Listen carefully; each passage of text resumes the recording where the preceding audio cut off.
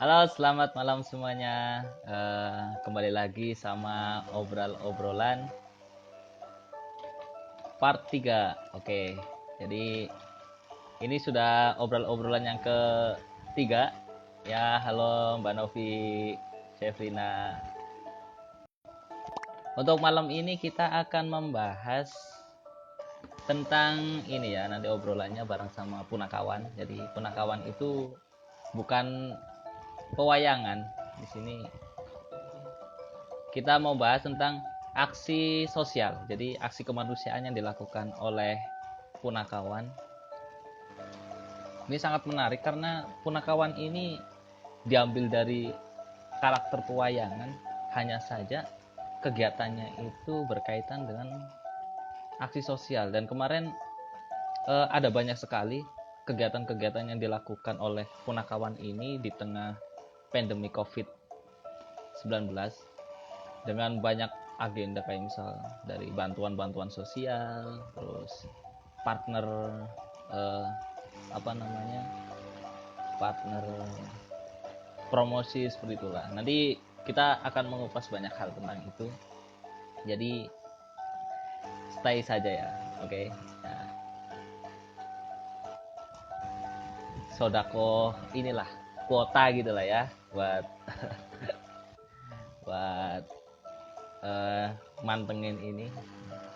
Nanti kalau misalkan ada yang mau ditanya-tanya, boleh banget. Ini nanti narasumbernya itu dari Punakawan itu dia sebagai founder, ya pendiri dari Punakawan, Mas Yuyung.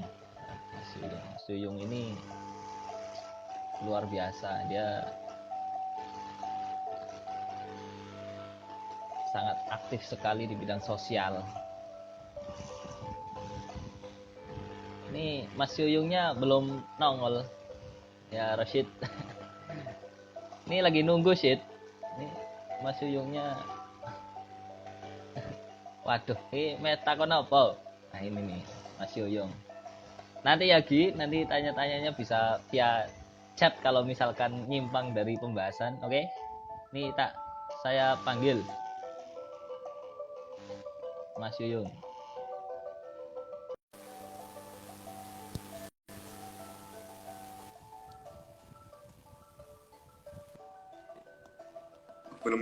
Belum. Woi. Selamat malam, Yung. Woi, assalamualaikum. Malam Mas Muyi. Waalaikumsalam. Nah, ini lagunya itu sudah tak kasih backsound. Denger gak sih suara lagunya ini? biar Oh iya. kesannya itu kayak mau wayangan gitu. Padahal obrolannya tidak berkaitan. Oh iya benar. Ya. Dengar suara sendiri. Suaranya jelas kan, Jong? Jelas. Oke.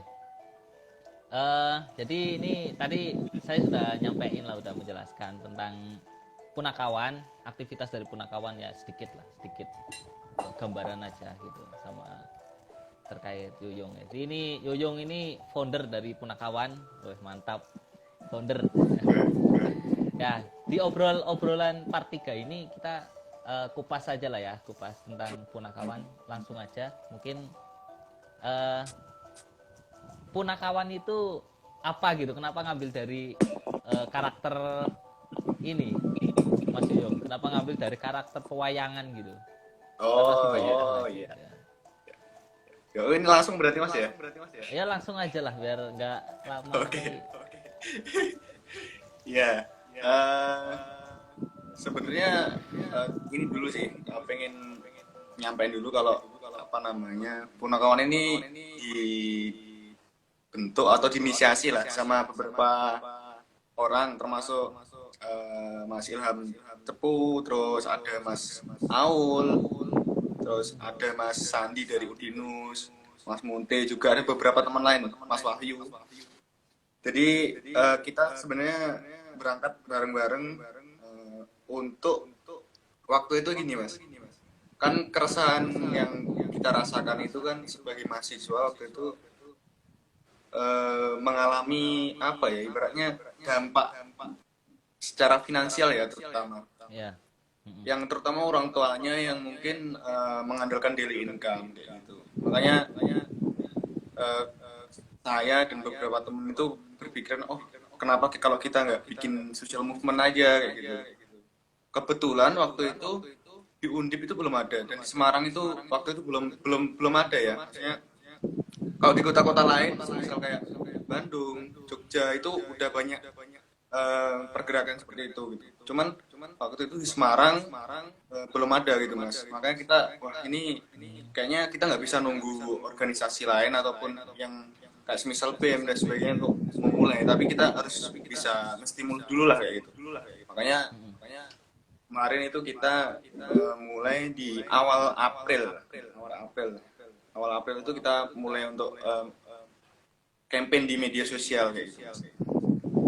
Itu sih alasannya kenapa ada Punokawan. Nah, untuk penamaan ya Punokawan, kenapa Punokawan? Ya.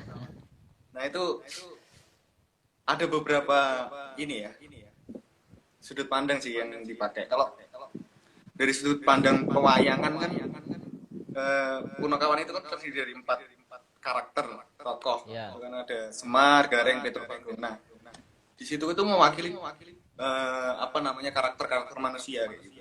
Ada yang pamomong, ada yang ya apa sifatnya itu advokasi, ada yang sifatnya membantu secara langsung kayak gitu-gitu. Makanya Punokawan ini menjadi penamaan yang menurut kita waktu itu wah pas kayak gitu. Dan kalau dilihat lagi dari sudut pandang lain, Puno itu kan artinya paham. Dan kawan itu teman gitu. Paham teman. Itu paham keadaan teman lah ibaratnya gitu. Paham keadaan teman. Oh, gitu ya. Penamaannya Punokawan. Kurang lebih gitu sih Mas kalau penamaan. Tapi untuk ininya apa namanya kayak arah dari Punakawan itu sendiri itu sebenarnya kemana gitu? Arah sosialnya seperti itu. Oh iya. Memang pertama waktu itu kita ini ya pengen ibaratnya membantu teman-teman mahasiswa yang banyak terjebak di red zone ya. Waktu itu Semarang kan baru ditetapkan kalau itu daerah red zone gitu. Makanya kalau dia ibaratnya terjebak kos, dia ibaratnya pemasukan dari transport dari orang tua dan sebagainya itu berkurang karena memang di kampungnya atau di daerah asalnya dia orang tuanya itu ada usaha dan sebagainya itu terdampak COVID. Itu yang menjadi atensi kita waktu itu. Jadi fokus utamanya waktu itu ke mahasiswa yang membutuhkan, yang ada di Semarang kayak gitu mas. Itu yang kemarin itu. Berarti semua ini ya, nggak semua di kampus Undip aja, tapi nggak kampus di lingkungan Tembalang aja, tapi seluruh yang ada di Semarang itu ya. Iya. Semarang. Jadi benar kayak gitu. Oh iya. Kalau boleh tahu kemarin pas awal dari adanya Punakawan itu bantuan itu sudah menyebar ke mana aja, Mas Yong? Iya. Mahasiswa mana aja? Ini ya kampusnya ya berarti mas ya? Iya kampusnya. Kemarin itu kita Undip jelas kita karena kebanyakan anak Undip ya. Iya. Undip, terus ada Polines, Poltekkes, terus ada juga di UNES, di UIN. Kurang lebih gitu mas yang kita jangkau kemarin ya, karena kan nggak semua kampus itu bisa kita jangkau ya, karena kita nggak mendasarkan ke semua kampus, tapi kita mendasari semuanya itu ke ini ya database, kita verifikasi. Jadi berarti kita siapa yang mendaftar gitu ya? Siapa yang daftar gitu nah, ya? kita ya benar kayak gitu. Gitu. Oke. Kalau secara kuantitas nih kemarin ya mungkin kan barangkali ada yang pengen tahu gitu kan, dari kuantitasnya itu sudah berapa bantuan tersalurkan gitu? Oh iya. Jadi kan sistem bantuannya itu kemarin kan sebenarnya nggak direct juga ya, maksudnya nggak dari semua dari Punakawan.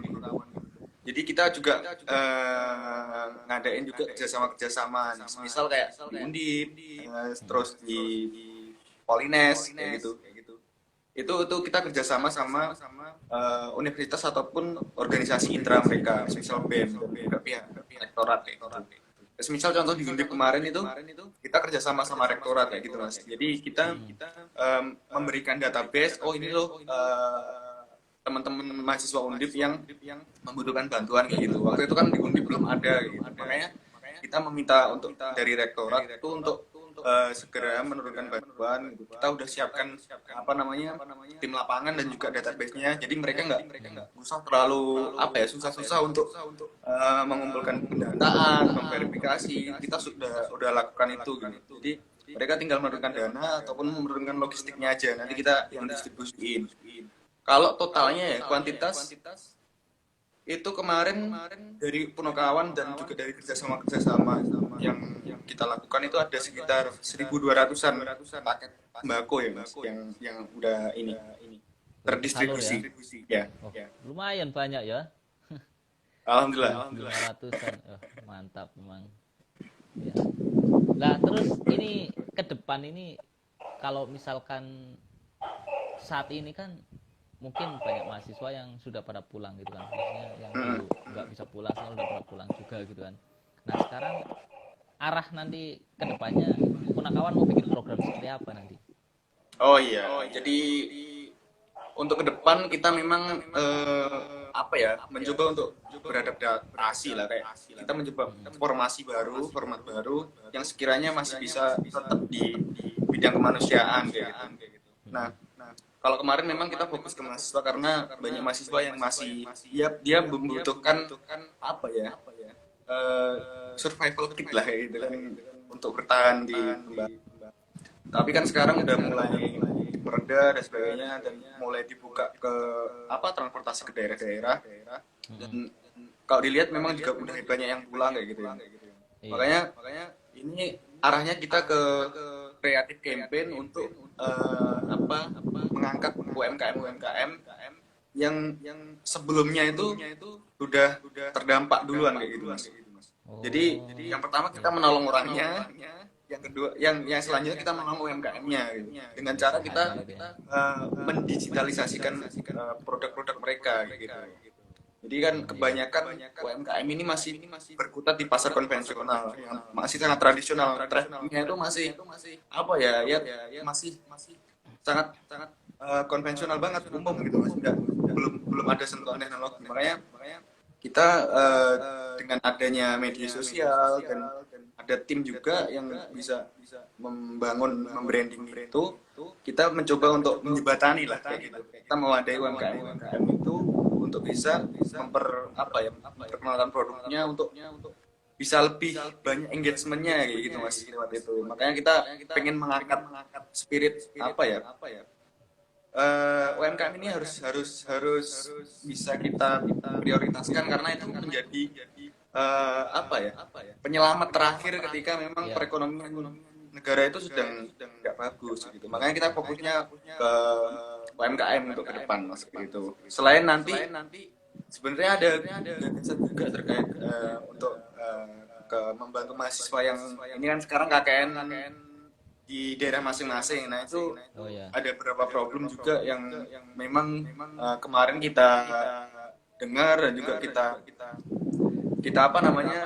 dapatkan dari beberapa anak-anak mahasiswa yang mereka itu membutuhkan bantuan terkait ide, terkait pendanaan kayak gitu mas.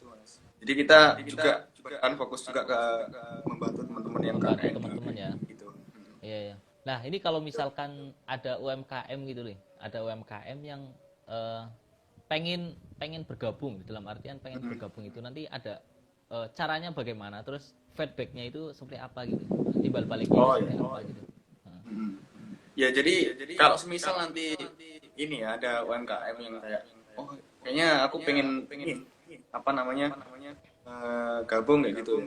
Nanti tinggal hubungin ini aja dari humas kita aja, itu CP-nya di sana ada, nanti kita bakalan buatin apa namanya media khusus untuk kawan kawan bakul namanya, kita namain kawan Kawan bakul. bakul. Kawan bakul itu kita nanti bakalan wadain itu di media sosial khusus, jadi nggak satu akun sama punakawan, karena yang yang apa sekarang ini masih jadi satu gitu mas. Kita pengen pisahin nanti biar lebih terfokus ya gitu. Nah itu nanti bisa ngubungin aja langsung, dan nanti bisa kita diskusiin terkait mereka punya produk apa, dan apa namanya sumbangsinya nanti ke punakawan seperti apa, itu nanti kita bisa diskusiin kayak gitu.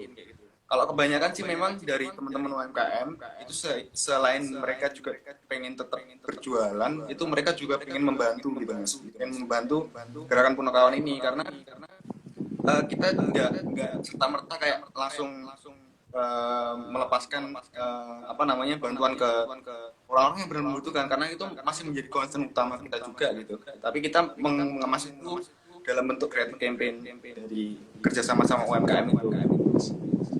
Oh gitu. Ya menarik ya ini, punakawan itu emang menarik, maksudnya programnya itu bagus gitu. Ada banyak, kalau misalkan kita lihat di akun medianya itu ada kawan bakul, ada kawan apa itu? Kawan yatim. Kayak kawan yatim, itu bantuan ke yatim piatu gitu ya, ke panti asuhan seperti itu.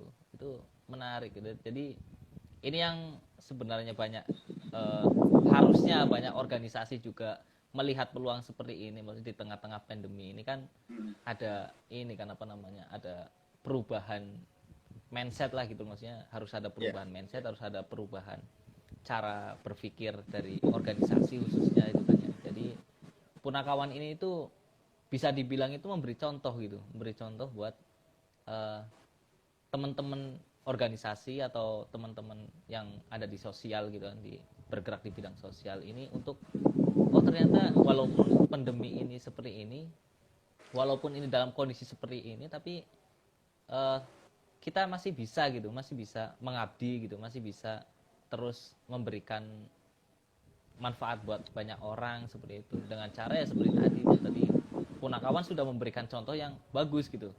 Kayak misal tadi bikin campaign sosial, campaign yang menarik kayak tadi terkait dengan apa namanya UMKM gitu kan, kawan bakul macam-macam. Ini sangat menginspirasi ya, menginspirasi luar biasa lah ini untuk punakawan ini. Nah kira-kira nih nanti dalam waktu dekat ini ada agenda apa untuk punakawan yang mungkin bisa di share gitu? Ini kan beberapa waktu ini kita kalau dilihat media sosial kita kan kayak ada kurang aktif ya. Sebenarnya itu nggak vakum sih, cuman kayak kita mencoba membuat konsep baru, jadi kita mencoba untuk sedikit ngerem lah kayak gitu. Sedikit ngerem untuk biar project baru ini bisa dipikirin matang-matang dulu kayak gitu mas. Ya rencananya ke depan kita bakalan namanya ada project Saboyo Bekjo namanya. Saboyo Bekjo, apa itu Saboyo Bekjo? Itu nanti namanya itu emang unik, menarik.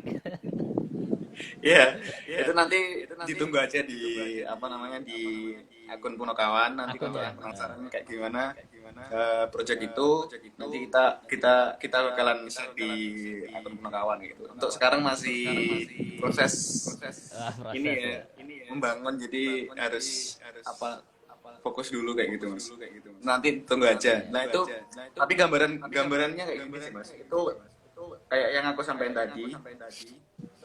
Itu fokusnya untuk ke pemberdayaan dan juga peningkatan apa namanya digitalisasi UMKM. Itu sih yang menjadi atensi kita. Karena banyak ini mas, kita dapetin apa ya, pelajaran di jalan, di sekitar kita aja gitu. Banyak orang-orang yang masih kayak apa ya, berjualan keliling dan sebagainya, misal jualan keset, jualan bantal kayak gitu, itu yang yang usianya udah sangat tua kayak gitu.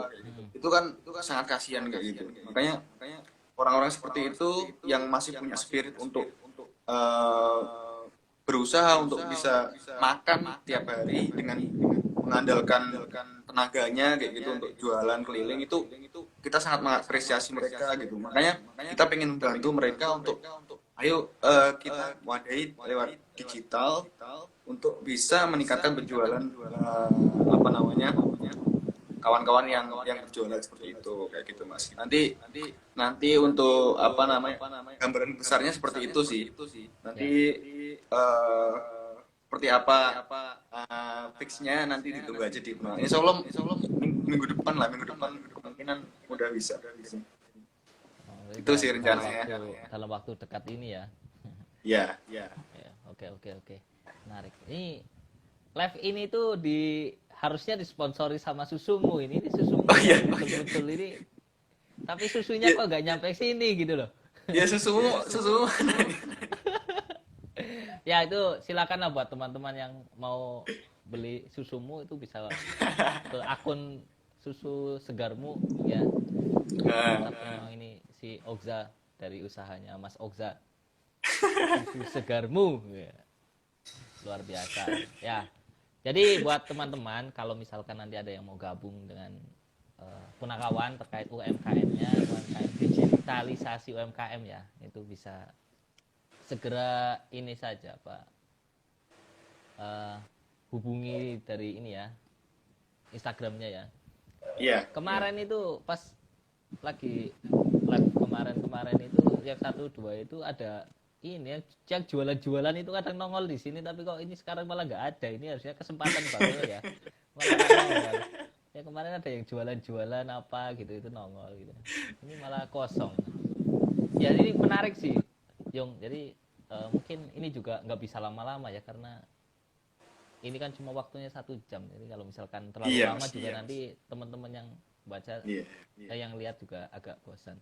Tapi ini sudah cukup lah, maksudnya apa yang disampaikan tadi itu terkait punakawan, pergerakan punakawan lah ya bisa dibilang seperti itu, pergerakan punakawan di aksi kemanusiaannya itu sudah menginspirasi gitu. Nah nanti mudah-mudahan ke depan punakawan bisa lebih tokcer lah, mantap. Amin. Ya itu aja. Yung, terima kasih ya buat waktunya. Iya, sukses buat punakawan. Ya, siap. Lanjutan. Ini jargonnya apa nih jargonnya? Jargon punakawan. Jargonnya hadir untuk sesama. Wah, hadir untuk sesama, luar biasa. Oke, hadir untuk sesama punakawan. Terima kasih, Yung. Ya, sama. Yo.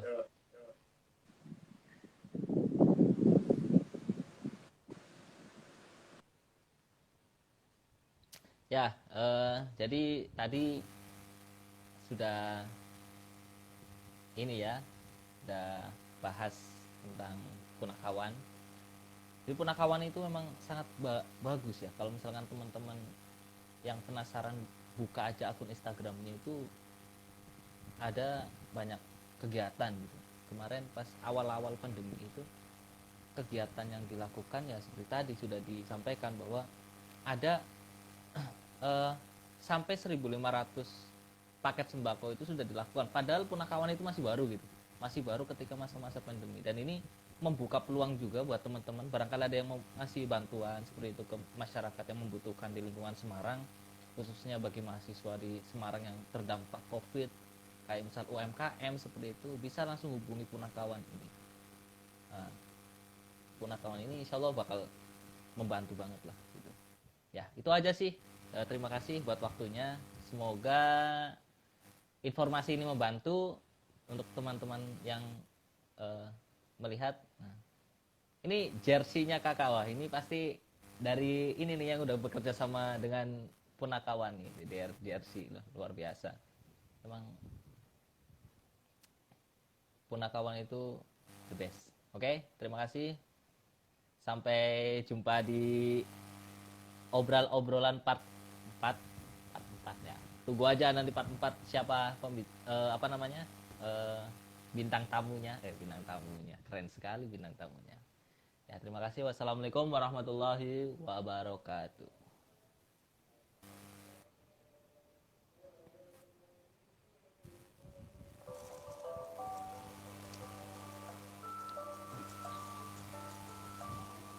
lagunya kayak gini sengaja biar kelihatan Jawa-Jawanya gitu loh kan, keren.